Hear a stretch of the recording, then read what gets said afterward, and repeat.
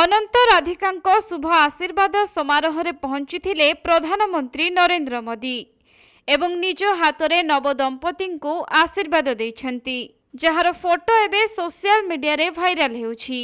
तेबे अंबानी परिवारर मुंबई स्थित जियो world convention centre रे अनुष्ठित एही कार्यक्रम रे प्रधानमंत्री नरेंद्र मोदी पहुंचीबा परे मुकेश अंबानी एवं नीता अंबानी तांको कार्यक्रम स्थल को पाछोटी नेइथिले।